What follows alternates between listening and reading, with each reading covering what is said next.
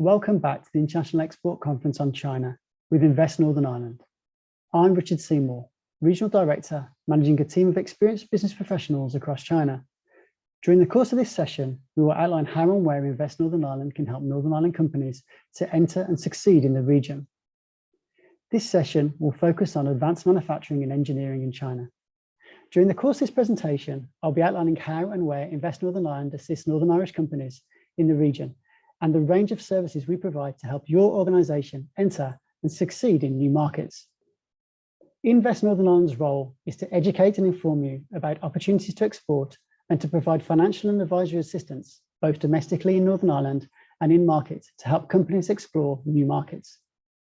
We help you to make informed decisions, to understand if a market is attractive to you, and if your company has the capability and resources to export to new regions and locations. And once a decision to export has been made, we will support you in successfully executing your in-market strategy. We provide in-market business development activities, attending exhibitions, expos, workshops and conferences at key industry events throughout the calendar year, at which we represent Northern Irish companies, generate business leads, set up B2B meetings, and identify future sales opportunities through networking. Invest Northern Ireland in overseas markets provides a range of assistance to Northern Ireland exporters on the ground across 4 large territories globally, namely the Americas, India, Middle East and Africa, Europe, and of course, Asia Pacific, a region in which we are making significant investment.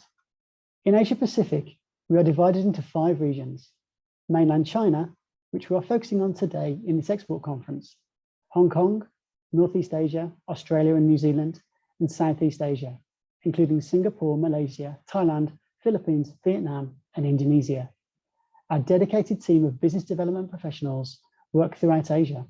In short, we are your local business partner overseas. Today, we have offices in mainland China, in Beijing, Shanghai, Guangzhou, with a team operating out of key embassies and consulates across the region. These trained professionals who will be sharing their expertise and insights in the next part of the seminar cover the following sectors: advanced manufacturing and engineering, education, food and drink, life and health sciences. We are currently exploring expanding this sectorial coverage in 2022 to include some form of specific coverage for the ICT sector. However, while our sector-focused strategy currently concentrates on these 4 main areas, we will react and provide assistance to all the inquiries we receive. Invest Northern Ireland also works in close collaboration with key organisations such as the NI Bureau to build long-term relationships, gain market access, while capitalising and creating opportunities with regional and provincial actors at the highest levels of government. So, how do we work with our client companies? In Asia Pacific and China, we have further developed the trusted business partner relationship adopted by INI in Northern Ireland to encompass the activity and the key relationships we have with you in markets in China. Most importantly, you, the client company, is the centre of this relationship. You will be supported by a locally based INI client manager and the international trade advisor from our Belfast headquarters for one of 6 regional offices. The China-based team, our China advisory support provider, and other in-market partners will all work with you to provide assistance, advice, professional business development activity, and active on-the-ground support. Let's take a closer look at the roles of the INI team that is here to help you. Your client manager, based in Northern Ireland, concentrates on key sectors, giving you unique industry knowledge and the confidence to expand your business. Our international trade advisors are similarly sector-focused, with a track record of successfully helping Northern Irish companies export worldwide. While the in-market team deliver on-the-ground expertise, local knowledge, and industry connections across China, which are enhanced by strong government contacts and connections from the British Embassy and a consulate network in China. And finally, our ITA, BD team, and you, the client, will work closely with our trade advisory support or TAS provider to assist with research to fully inform your market entry and connect you to businesses via industry channels across the country. This experienced team work with a single focus in mind: to support you, the client.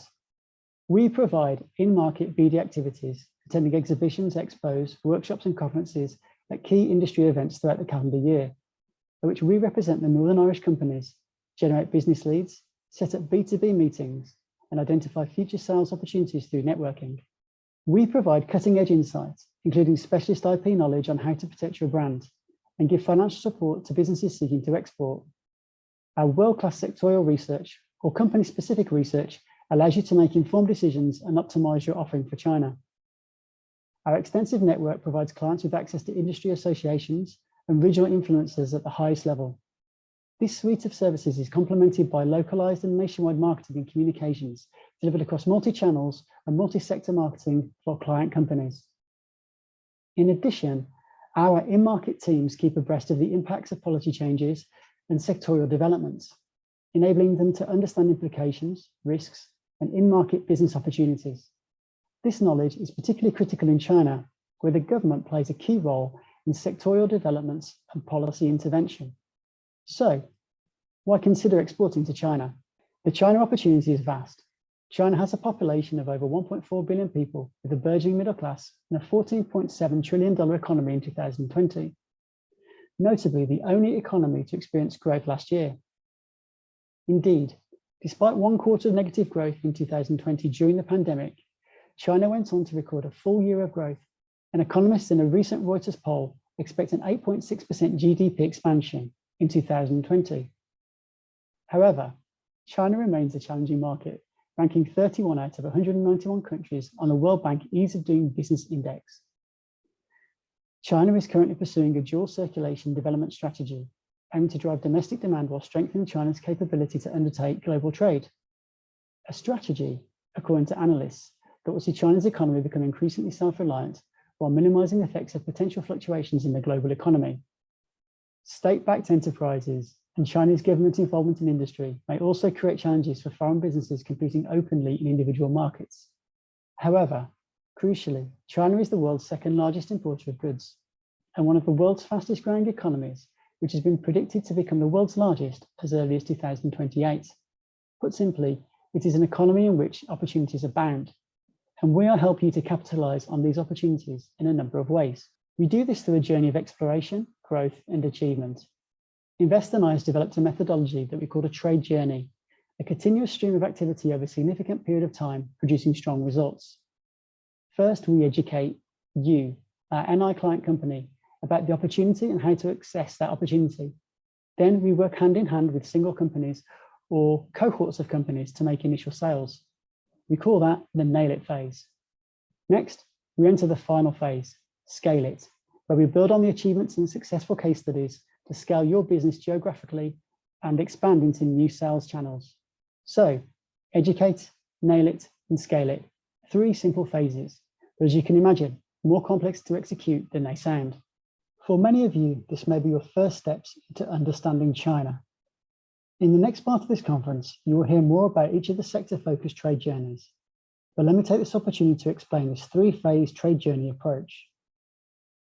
In the first phase, to explore the market and sector in China, we invest time to understand Northern Ireland's sectorial capability, capacity, and existing export sectors. We meet with you, our Northern Irish companies, to understand your products and business model, to understand the challenges of each sector and the aspirations of your business. Our sectorially focused China team work with you and our domestic-based I&I colleagues to evaluate your individual company needs and the needs of the sector in NI, to conduct sector research, but also client-focused research designed specifically for you.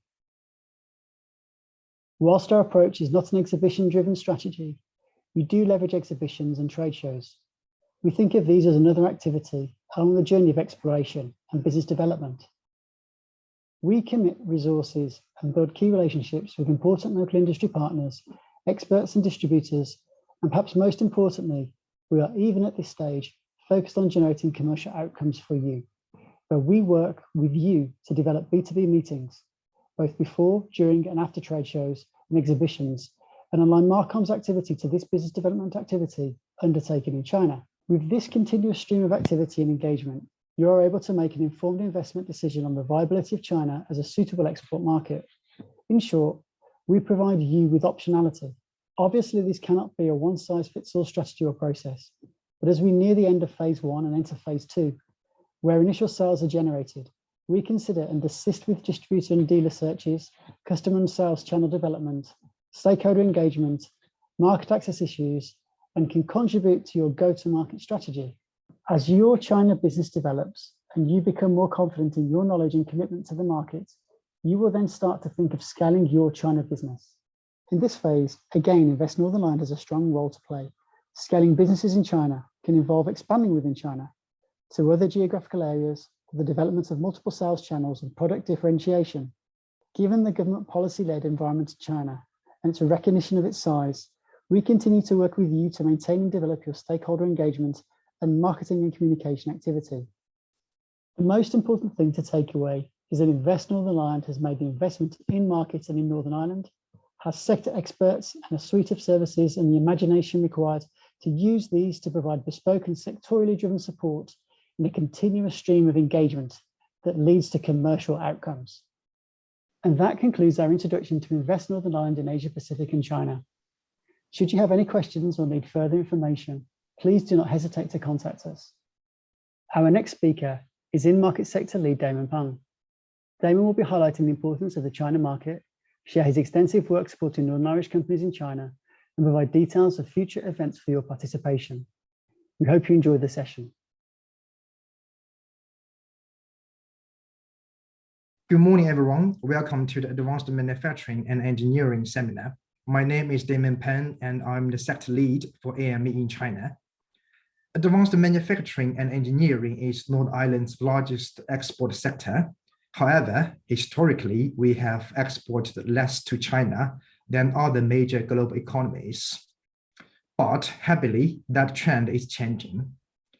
Over the last 3 years, Invest Northern Ireland has successfully focused on developing the material handling sector exports to China, and we now intend to follow on from this success to expand into other AME sectors, which is why we are delighted to welcome companies to this seminar from not only material handling, but also from the advanced materials and polymers, aerospace, automotive, electrical and electronic engineering, general manufacturing, and consumer goods sectors. Today, I will be sharing some of the work we have already undertaken and will do in the months ahead to support Northern Ireland companies to achieve success in China. Firstly, let's explore why we have focused on material handling in China. The answer to this is simple. The China market is huge and growing quickly. It has the strongest global demand for aggregates, 20 billion tons by the end of 2021, accounting for 50% of the global demand. Moreover, China is the biggest market for construction and demolition waste recycling in the world. It is estimated that C&D waste recycling industry will reach 13 billion pounds in 2025 and more than double in the next 5 years to approximately 28 billion pounds by 2030. Importantly, we should note the Chinese government's significant commitment to mining and quarrying and C&D waste recycling sectors. China is vigorously promoting the machine-made aggregate industry, including mining waste, construction and demolition waste, and other waste streams such as slag. In 2019 and 2020, the Chinese government enforced new regulations to promote the transit from aggregate exploitation to C&D waste recycling. And more excitingly, this year, to reboot the economy, around 900 billion pounds investment into infrastructure has been announced, creating more construction demand. We also expect to see ambitious plans for C&D waste recycling projects in South and West China. For example, there are at least 11 waste recycling projects announced already for Guangzhou City in next 1 to 2 years. Given the strong demand and the favorable policy drivers, Invest Northern Ireland will work with Northern Ireland companies to seize the opportunities. Firstly, we support new-to-market company enter the Chinese market to nail it and get their first sales. Secondly, we are committed to assist existing exporters to China expand their business into new regions of China. So in essence, to scale their China business. And thirdly, we will add new resource to enhance our in-market support. So the China market is large and growing, and there are abundant opportunities for the AME exporter. So how do we support you? This slide shows you the areas in which we support. Firstly, education. We help Northern Ireland companies understand the market in China, not only just the material handling, but also the wider AME sector. We keep you informed of up-to-date market trends and opportunities for Northern Ireland companies to help you make key decisions about the market. Secondly, we include and promote your company in our marketing and communication campaigns.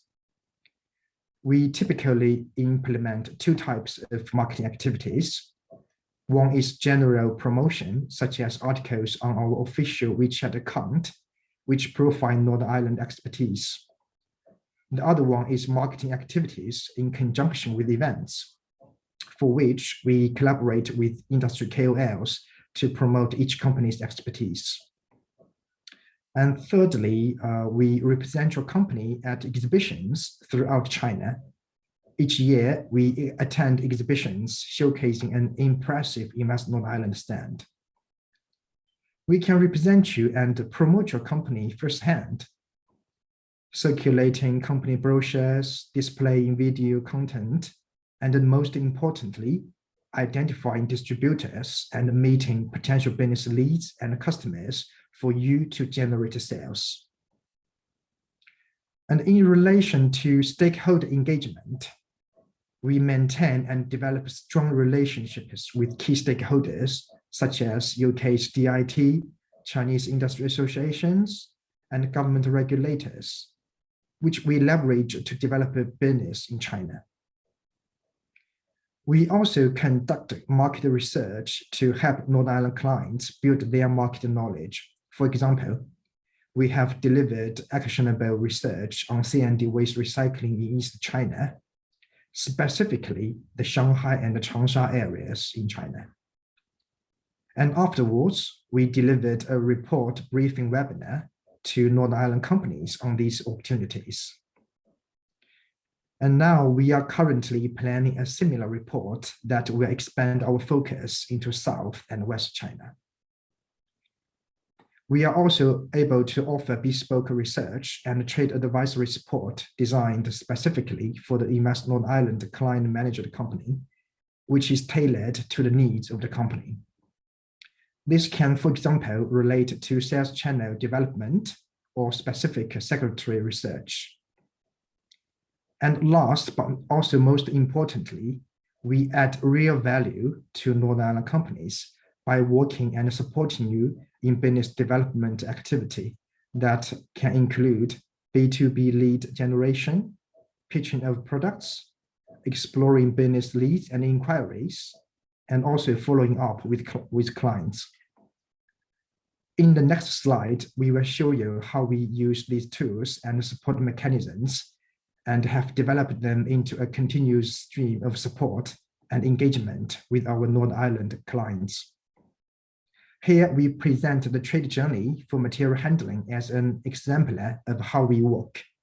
And of course, given that we intend to expand our coverage, we will use very similar methodology when we open the broad AME sector in the year ahead.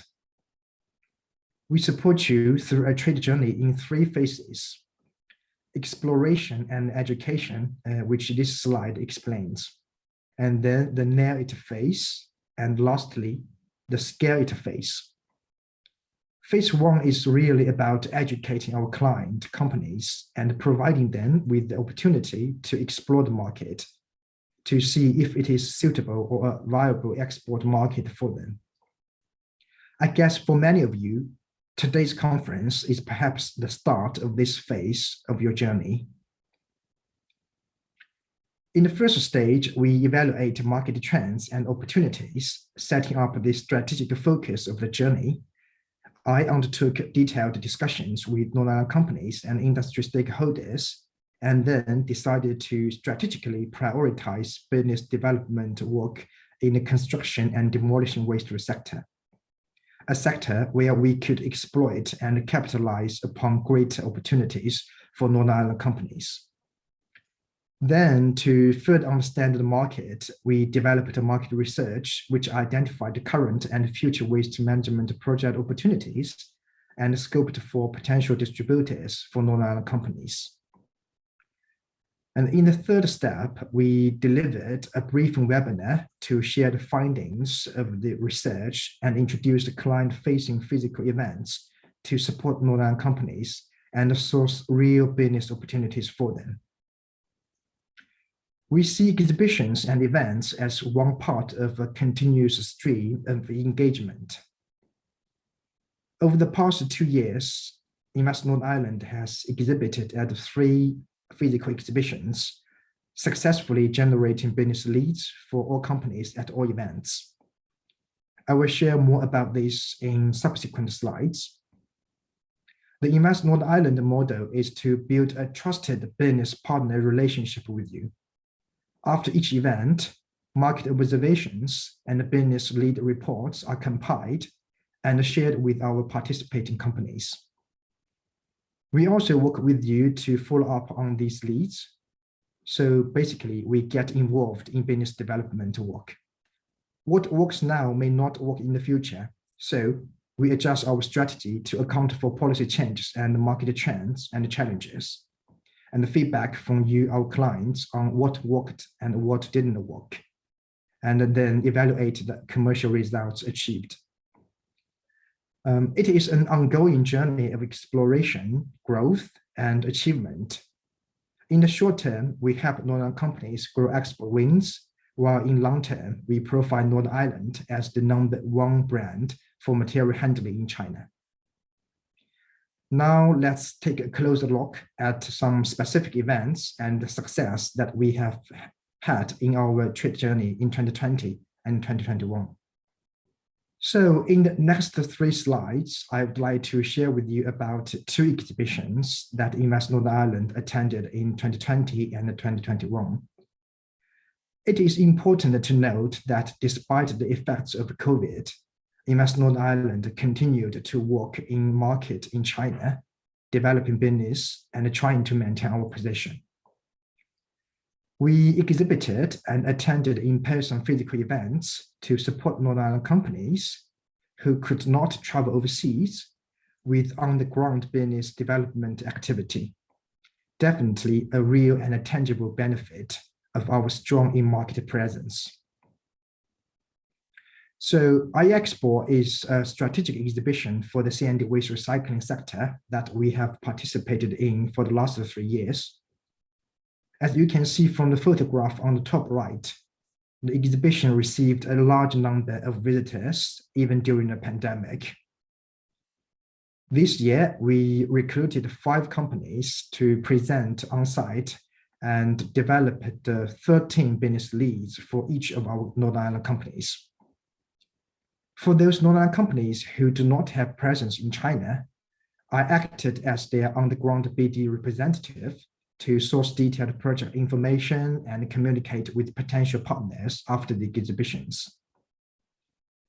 And in addition, we complemented in-house BD activities by incorporating bespoke marketing activity.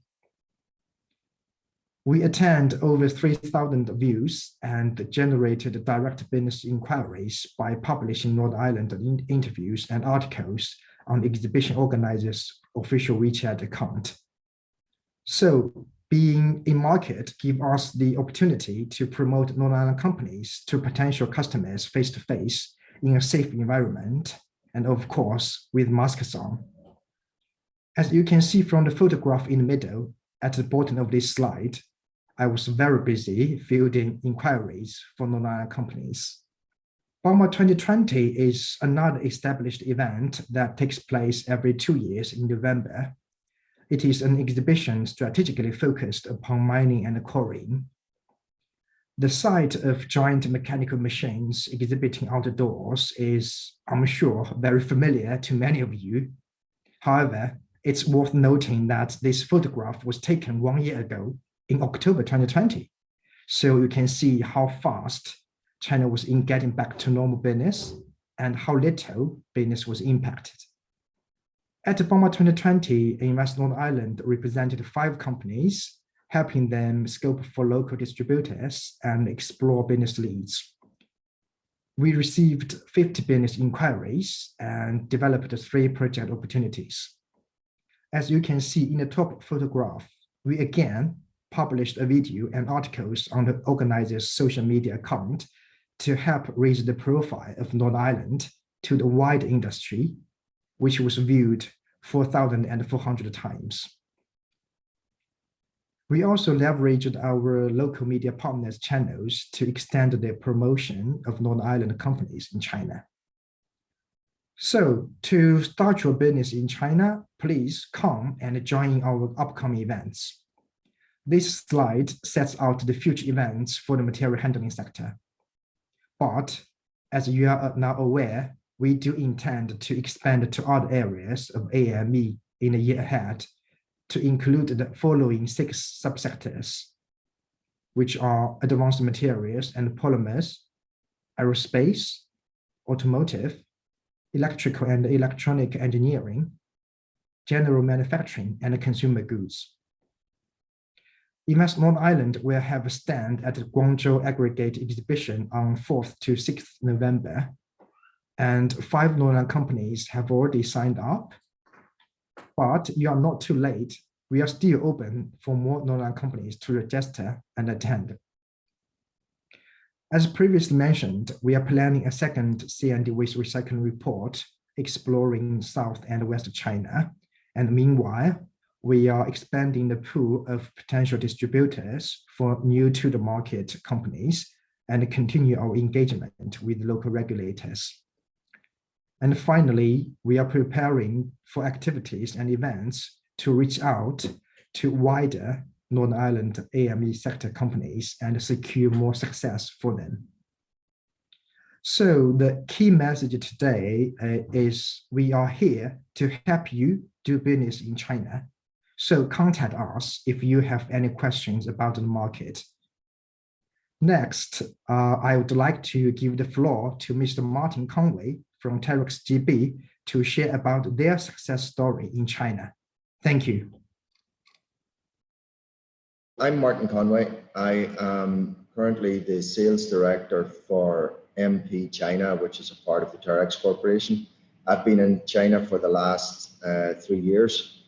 Before that, I worked for Terex EvoQuip, was a global sales director. So this has been a bit of a change for me. And to start, I am going to introduce you a little bit to the Terex Corporation before we move on to what we're doing in China. So for those of you that don't know, Terex is separated into 2 segments. We have aerial work platforms and Terex materials processing, which is what I'm part of. Who we are today, we are a geographically diverse company with operations all over the world. North America, Western Europe would be typically our strongest, but as you can see, Asia Pacific is quite strong as well for us, with quite a bit of business in Eastern Europe, Middle East and Africa, and also Latin America. For our presence in China, we actually have quite a strong presence here already for a number of years. We have a manufacturing facility for Terex AWP.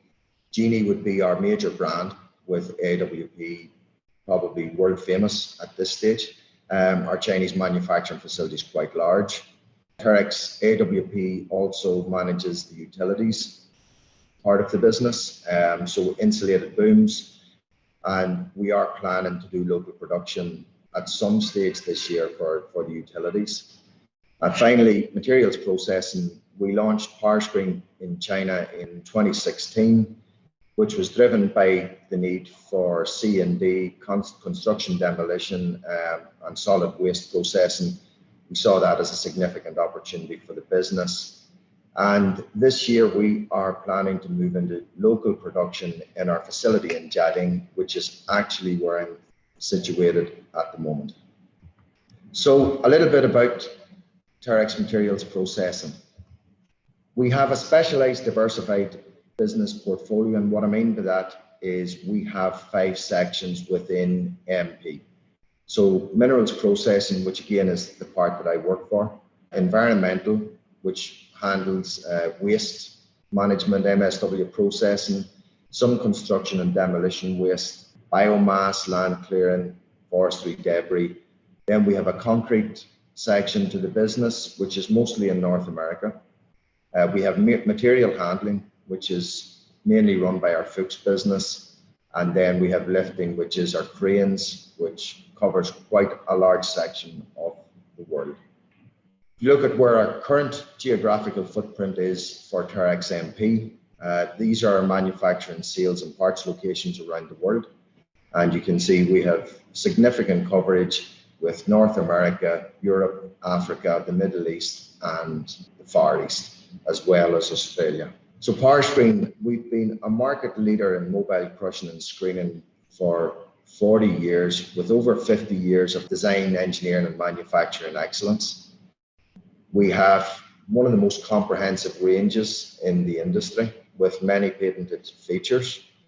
We have a global network of over 130 dealers, with our major centre of excellence being Northern Ireland. So our commitment to China is quite significant, with screeners and crushers both being manufactured here. And the facility that you see at the bottom of the photograph is the facility that I'm situated in at the moment. And that is in an area of Shanghai called Jiading, which is quite north in Shanghai, but a major facility which gives us easy access to the east coast of China. At this stage, I want to talk about the opportunities, the challenges, and the successes of being in China. It is a difficult industry. As you can imagine, China is quite different to operating in Western Europe or in North America, which is where the majority of my experience has been. However, with every challenge comes the opportunity, and therefore that drives success. China has a hugely diverse market type. It has everything that you could imagine here. And if you've never been to China, you can't imagine just how China is. It's not where your imagination is. It has everything from FCMG opportunities to the heavy engineering opportunities. The industry sizes and locations are all over China, though heavily focused on the East Coast, from Beijing to Shenzhen. There's opportunities for all businesses. The Chinese have a willingness to understand and learn new opportunities, new products. And this comes from their entrepreneurial spirit. The Chinese are business people. Particularly on the East Coast, they've had a lot of experience with business. Some of the biggest businesses in China are on the East Coast. When you come here, you'll hear of Papa Ma, which is Alipay or Alibaba. They're an incredibly driven nation. They want to be successful. So they will want to take the opportunity with niche products like we manufacture in the north of Ireland, and they will want to be successful with them. So the challenges, there are huge challenges in China, and they can't be underestimated. For all businesses that are coming here, they need to be aware of them. Firstly, you have the cultural impact.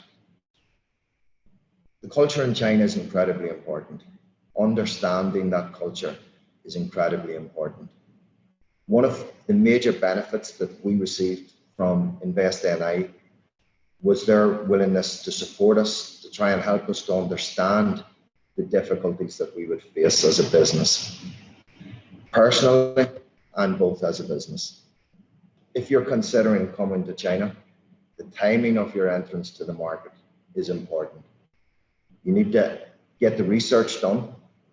You need to understand where your particular product is in the industry or in the country at the moment, how the economy is, and then choose your time to enter the market. And again, some of the research that has been provided to us by Damon and the team at InvestNI has been absolutely priceless, and it has made certain aspects of our entrance to China much easier. The next point I want to speak about is the value. And that's the value of your product within the market. It's also very important to understand that in the Chinese market right now, there are many more competitors than you would expect. So if you expect to come to the Chinese market asking for a very high value for your product, then you need to understand what the USP of your product is. You need to understand why you're here and what you want to achieve.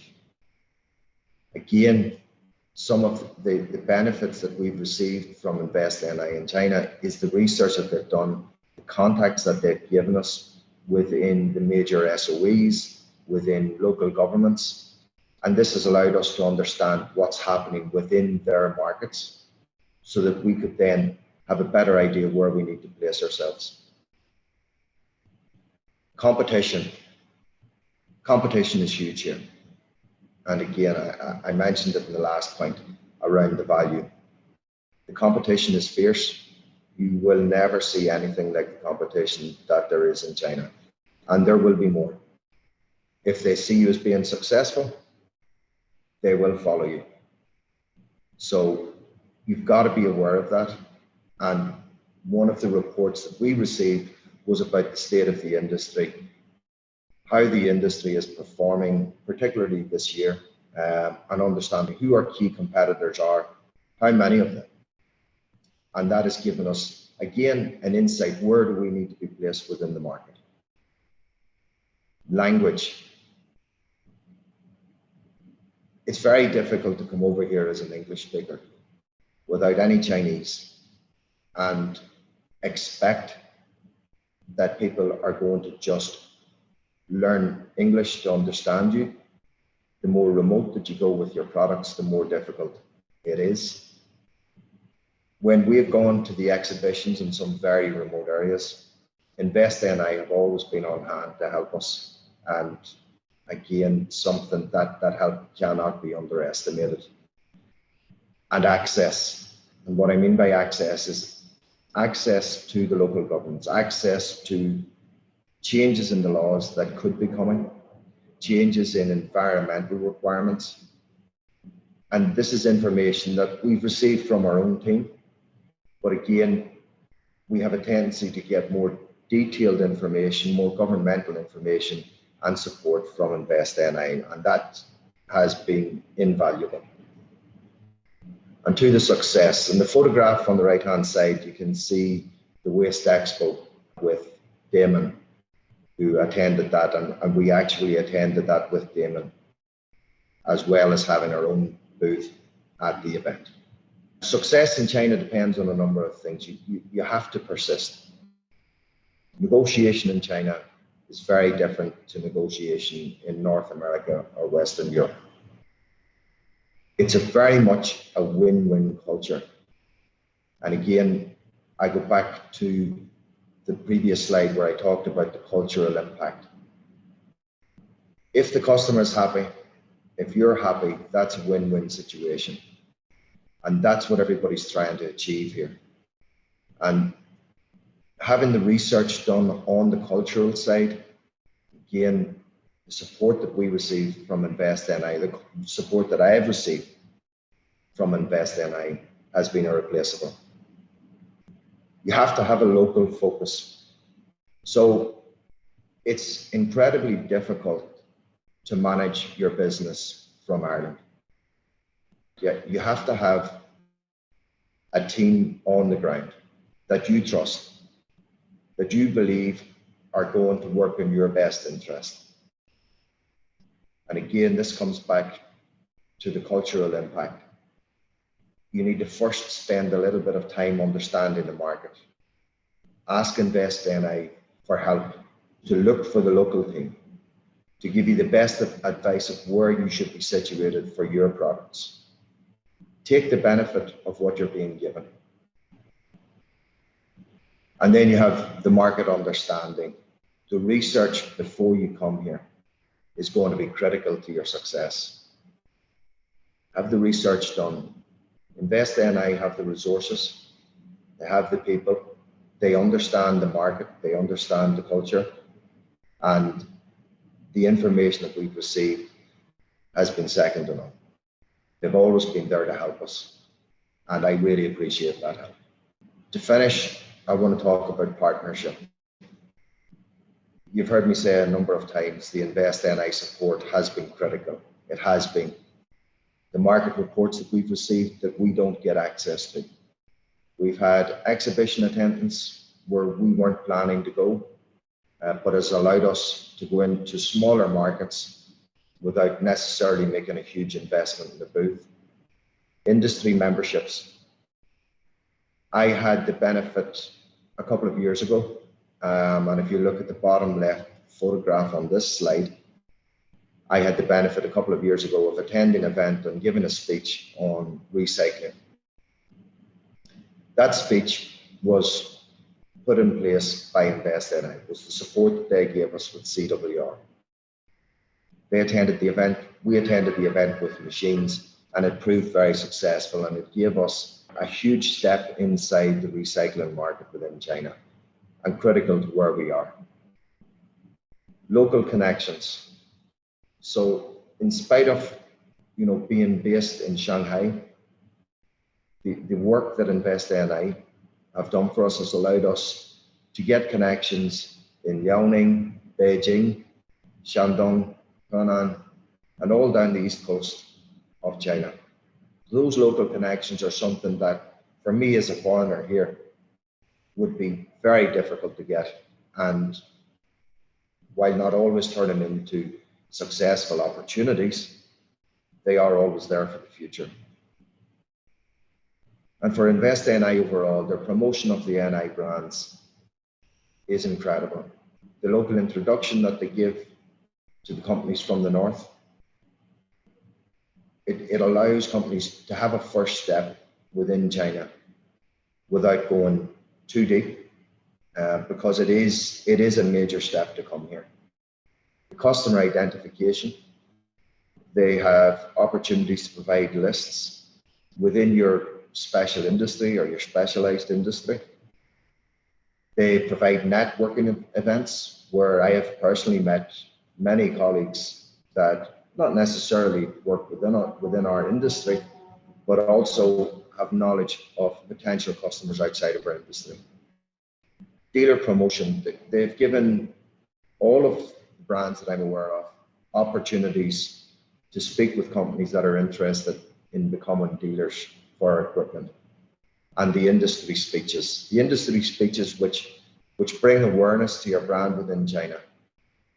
And that is a critical part that Invest NI have played for us. So to finish, I want to thank Invest NI for the opportunity to speak today. I hope you found what I said interesting. And if you have any questions, I'm sure Invest NI can pass them on to me. Thank you very much. Thank you to Damon Pang from Invest Northern Ireland and Martin Conway from Terex Corporation for their presentations and for sharing their knowledge and experience of China's advanced manufacturing and engineering sectors. If you have any further questions, please do not hesitate to contact us. Now we'll hear from Colin Graham, Technical Advisor at the Invest Northern Ireland Technical Advisory Unit in Belfast. Colin brings extensive experience in providing intellectual property advice, financial support, and guidance to Northern Irish companies entering markets overseas, and will highlight how Invest Northern Ireland can help prepare your company for export success. Hello, everyone. It's a pleasure to be speaking to you all today. My name is Colin Graham, and I work in the Technical Advisory Unit within Invest Northern Ireland. Within that team is a mixture of engineers and scientists and people with an intellectual property background, and we aim to help mostly small and medium-sized companies with a variety of different problems, IP, product development, quality management systems, and others. But today is really primarily about intellectual property, so that's where I'm going to focus. Within the Technical Advisory Unit at Invest NI, we have some expertise in advising companies on the issues to look out for in different markets, but we're going to start off with the focus on China, obviously. But in general terms, we can provide advice and guidance on intellectual assets, intellectual property protection issues. So that ranges across patents, trademarks, design registrations, copyright, license agreements, and so on. We have the capability to do patent searches, both internationally and domestically, and trademark searches. And we have access to an international database where we can check on trademarks for companies free of charge within reason. We don't have an unlimited capacity to do that, but we can certainly do that for any companies where it may be helpful. We also can deliver intellectual asset audits. And that allows us to take a look at what intellectual assets a company may possess, look at the level of protection that they have on those, and see if that's appropriate and if it's providing coverage in the key important markets that you're dealing in. So it's worth pointing out, though, we're not legally qualified in intellectual property. We're not lawyers, but over the last 10, 15 years, we've certainly acquired considerable experience in helping small and medium enterprises, particularly with the appropriate way to handle intellectual property and intellectual asset challenges within their companies, both in the UK market and as they start their export journey. So most of our work would center on helping Invest in I client companies to register trademarks or patents in the UK and the EU, and also to quite a large extent in the US. But we have increasingly been involved in helping companies with intellectual asset registrations and issues in China, Japan, Indonesia, Australia, and the rest of the world, like South America and so on. We can also supplement our own knowledge and experience with linking people into some of the IP services companies that operate in Northern Ireland or beyond, and that can be helpful in letting people to access those services as they need them. So let me throw up to start with some basic issues to consider before we even focus on China itself. So we'll take one step backwards, as it were, and I'm going to pose the question: do you know within your company at present, is your intellectual property appropriately protected in the UK or within the EU, what you might consider your home markets?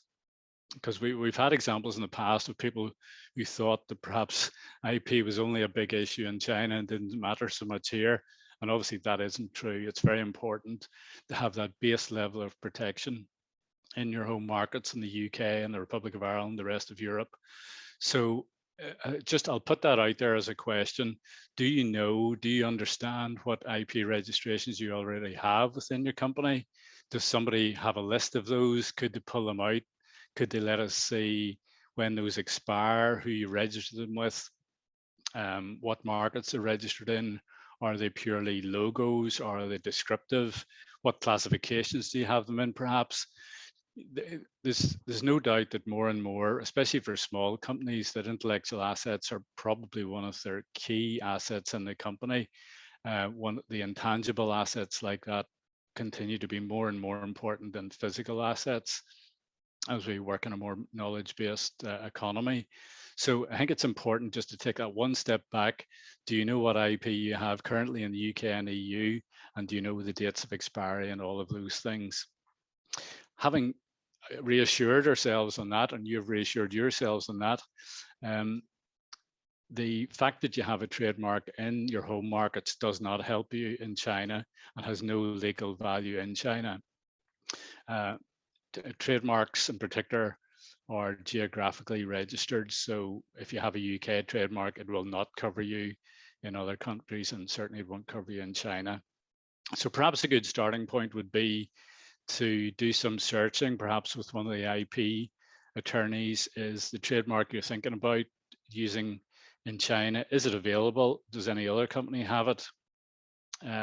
So I think that has to be the starting point. Is it available? And as I said, we can do some of those searches for you if that's helpful. I think the one big point we want to make here is that it's very easy with the excitement of maybe looking at a business opportunity in China to think, let's go straight in there, let's do that.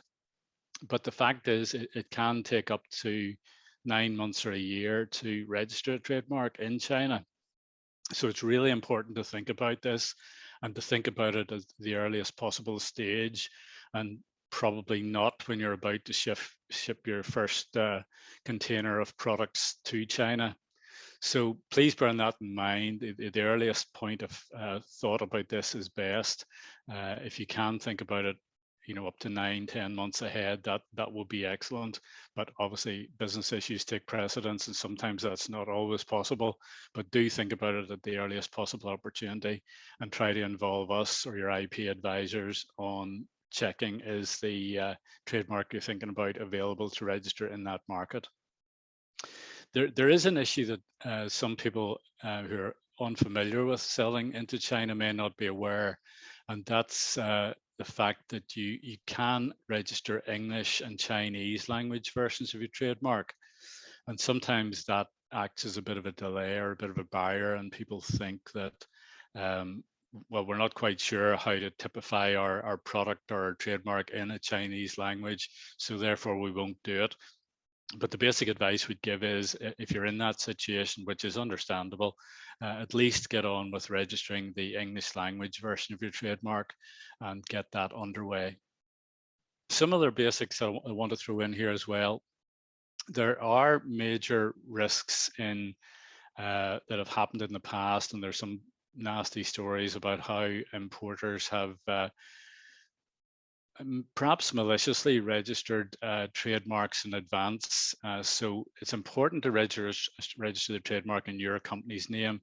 It may initially feel easier to get somebody, your local importer or whatever, to register it, but that could be very counterproductive in the long run and could be difficult, could create big difficulties. In fact, if a relationship breaks down in the future, of the business or trading relationship breaks down, it may be difficult or indeed impossible to get the trademark back, and you may have to deal with the consequences of that, which could be at best difficult and at worst impossible, I think. So as I mentioned before, it's important to register the trademark before a brand enters into China. There is this risk that Chinese companies can register overseas brands, trademarks in a spiteful way before the brand enters into China, not to speak of those brands that already are in China. So as I say, get the English trademark registration process underway, even if you're not sure about the Chinese language version. It's common that some brands, as I say, may not know how to typify their brand name in Chinese, but don't worry about that. Get the English version registered, because the trademark is owned by whoever registers it first, and that process can take 9 months to 12 months. Also worth pointing out as well that domain name registrations may be important as well, and they're separate, so you do need to pay attention to those as well as getting trademarks. The good news, hopefully, for some people is, if you're involved in the registration of a trademark in China or some of the other export markets, if you're an SME, there may be some help available from Invest in Northern Ireland to assist in that process. And to help towards that end, we use a scheme called Technical and Development Incentive, or TDI for short. That's only available to Invest NI clients, and you do have to be an SME, so in other words, employing 250 people or less in rough terms. That scheme can be used to help SMEs with things like product design, product approval, product compliance issues, and quality management systems. But quite often it is used for intellectual property and intellectual asset registrations. So for something like registering a trademark in China, it's a very well set up scheme and commonly used for that purpose. It can only be used for external third-party costs. It can't be used to assist with in-house costs that you may incur, but typically that works perfectly fine because you're dealing with an IP attorney either in the UK or locally engaged in China. We don't mind which it is from the point of view of the TDI scheme and the support there. Any offers on that scheme are subject to approval by your normal client executive, but it can cover 50% of the project costs up to certain limits. So I'll just talk through those limits because they're worth bearing in mind.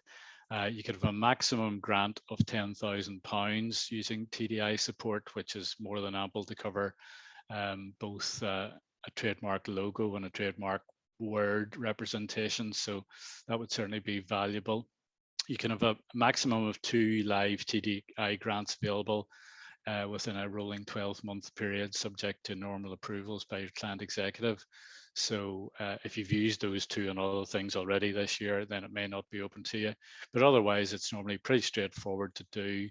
There is an online application process, so we can assess those applications electronically and normally turn them around and move towards issuing an offer within 2 weeks. And as I say, the supplier can be located here at home, or they could be in China or elsewhere. We don't particularly mind as long as they're a credible organization, and we will review the quote before we'll issue a link to the application form to you. So that kind of concludes the main things I wanted to say. I just wanted to highlight some of those key issues about thinking about your trademark and your intellectual property issues in China before you get there. And ideally start thinking about them 9 months to a year ahead as you plan your market entry. Be very careful about letting someone else register your trademark. The general advice is don't do that. Register it in your own name. It's by far the best way forward. And certainly for the SMEs in the audience, we can provide that Invest in I support to help the process and provide our advice and guidance on things like trademark searching as you go through this process. That kind of summarizes what I want to say and what I want to encourage you to think about this morning. If you would like to get in touch to discuss any of that, you can directly contact me on that email address, or my colleague Ian Wilkinson, who's the manager of the Technical Advisory Unit Invest in I. You can contact us on those email addresses, or by all means, you can make contact through your normal client executive if that's an easier process for you. Thanks for listening to me, and hopefully we'll be able to help a few of you with those inquiries, and I hope you enjoy the rest of the conference. Thank you. Thank you to Colin for a very insightful and informative presentation on intellectual property, advice and guidance. Our next speaker is Tingting Xu from the Confucius Institute at Ulster University. Tingting's presentation will highlight some of the important cultural considerations to be aware of and the common mistakes to avoid when doing business in China. Over to Tingting. Good morning, everyone. First, thanks for Invest in Northern Ireland for inviting me to join in this seminar. I'm delighted to be able to deliver this session today. My name is Tingting, and I work for the Confucius Institute for Northern Ireland at Ulster University. And the topics I want to cover with you today are as follows. Business culture in China, which includes greetings, face and relationships, banquet and table manners, meetings, exchanging gifts, and lastly, business cards. And generally speaking, you can make a simple address and then shake hands with each other simultaneously with exchange of greetings, 你好, which means hello, then exchanging business cards. You are supposed to pay much attention to the time and strength when shaking hands. It is inappropriate to shake hands for too long or too short a time.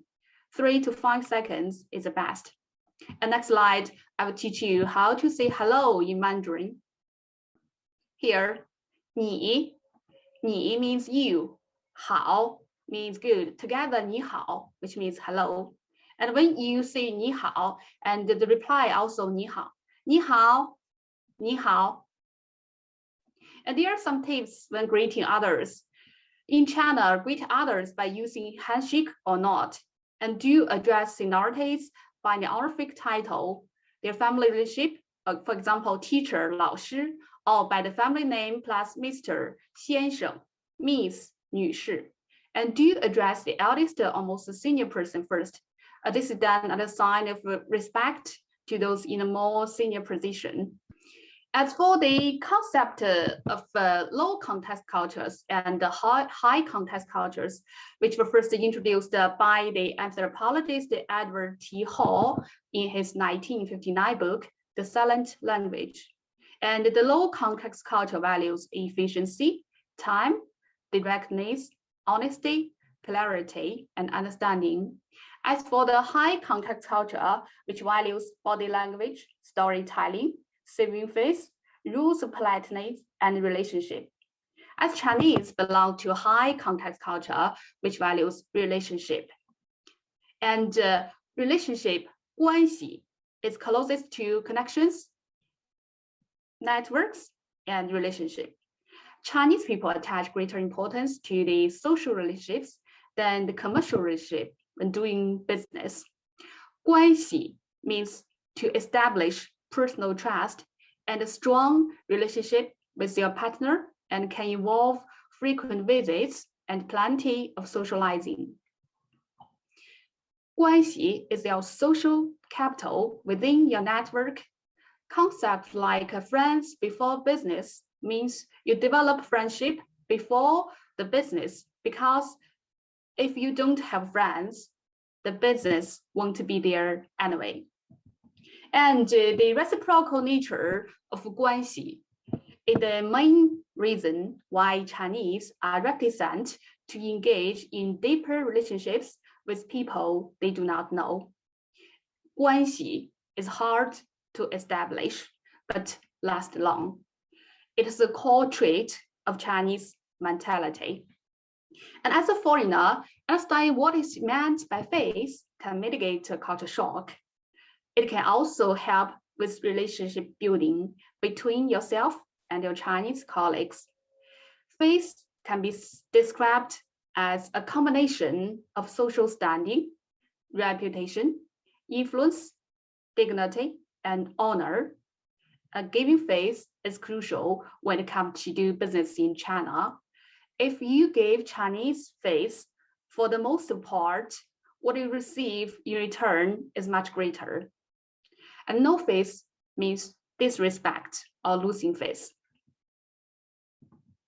And throughout a Chinese person's life, faith must be maintained and enhanced through giving to and receiving from others in both words and actions. And here are some tips for giving faith. Praising someone publicly, especially in front of their elders or boss, and giving sincere compliments and showing that you are enjoying yourself when being treated out. And the next part is also very important, which is a banquet. It is a channel for conducting business deals, although the practice varies depending on where you are and who you are dealing with. And by and large, most Chinese banquet tables are round, and you will have a meal in a private room with harmonious and polite atmosphere. And for the traditional dining etiquette, if you are the guest, wait to be stated, as hierarchy is involved. And eating usually begins when the host offers the first drink. When helping yourself to the dishes, you should take food first from plates in front of you rather than those in front of others. And here's a tip for you. Do not stick chopsticks vertically into your food, especially not into rice, as this will make Chinese think of funerals. And drinking toast, but light, not respond, but light, but respond toasts. And here are the seating orders. The most important person sit the number 1. And the second most important person sits number 2. And the third most important person sits number 3. And here also a picture for you. And for the chopsticks, which are called 筷子 in Chinese, while eating, watch to see if other diners are using their own chopsticks to take shared food, or if there is a spoon that is used to take the food from the communal dishes. And here are some taboos for the using of chopsticks during the meal. And do not knock on the bowl with chopsticks, and do not cross the chopsticks, and don't point your chopsticks at others. And also do not stick in the rice, which I mentioned just now.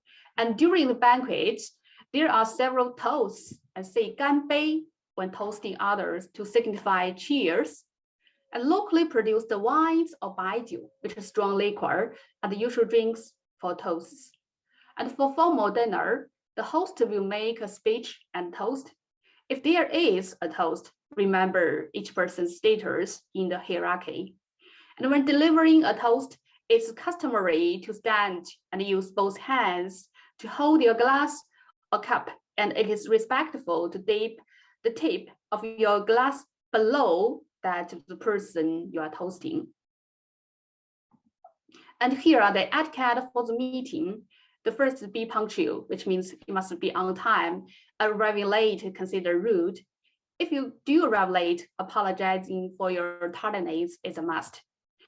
If we are hosting the meeting, it's proper etiquette to send the representative to greet the meeting's participants outside the building or in the lobby, and then personally escort them to the meeting room. And as for the seating arrangements at Chinese business, and the seating is typically arranged by rank, and the clothes dress formally. And here's the formal meeting. And next, I want to talk about is about how to exchange gifts. It's a big part of any culture, and the ideal gift need not to be big or expensive. It should, however, be something that the recipient will appreciate.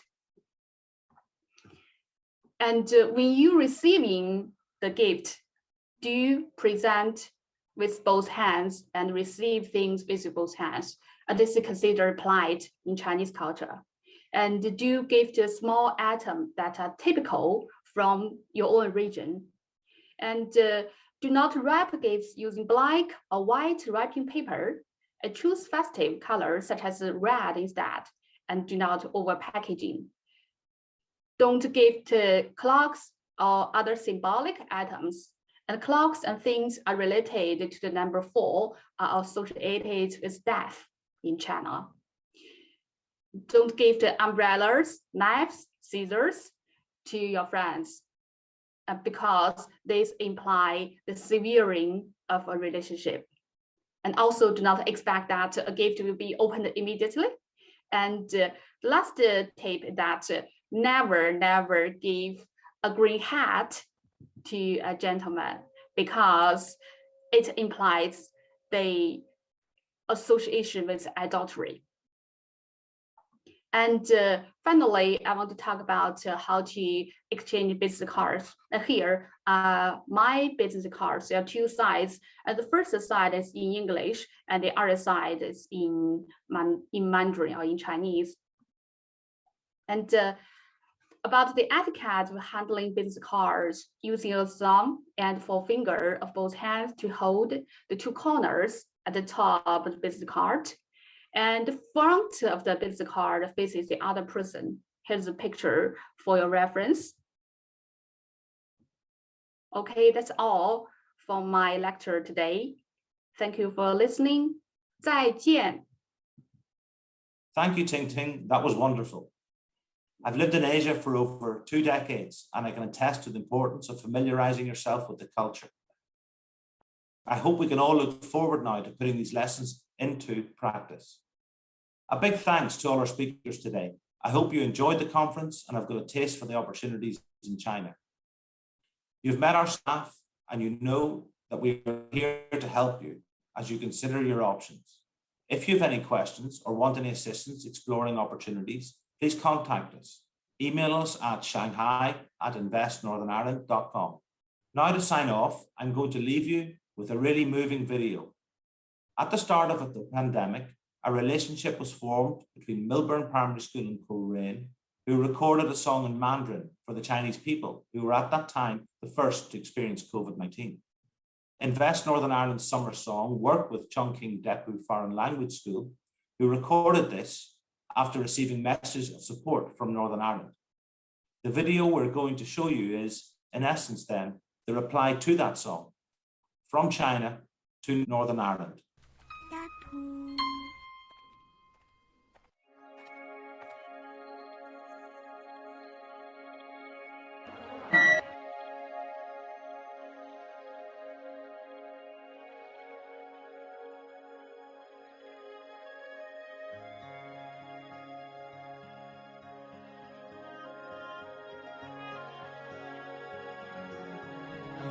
Danny boy, the pipes are calling. From glen to glen and down the mountainside. The summer's come and all the flowers are dying.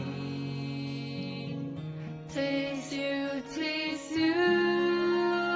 must go and I must buy. But come you back when summer's in the meadow, or when the land is hushed and white with snow. 'Tis now begins sunshine or in shadow. Oh Danny boy,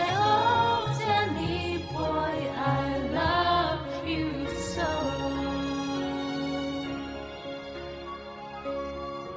And if you come when all the flowers are dying, if I am dead, as dead I well may be, I pray you'll find the place where I am lying,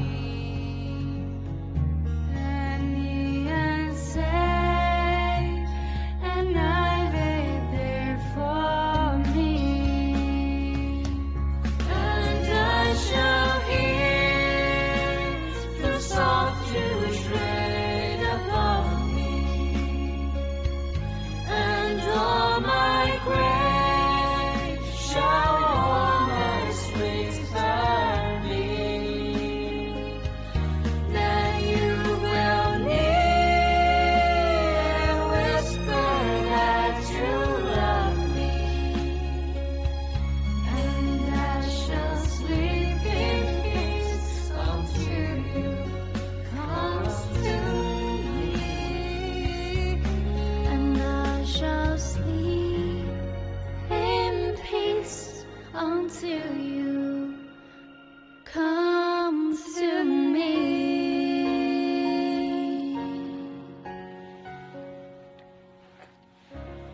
We are the one, we stay together. We are the one, we stay together. We are the one, we stay together. Best wishes to Melbourne Primary School, to Northern Ireland and to UK.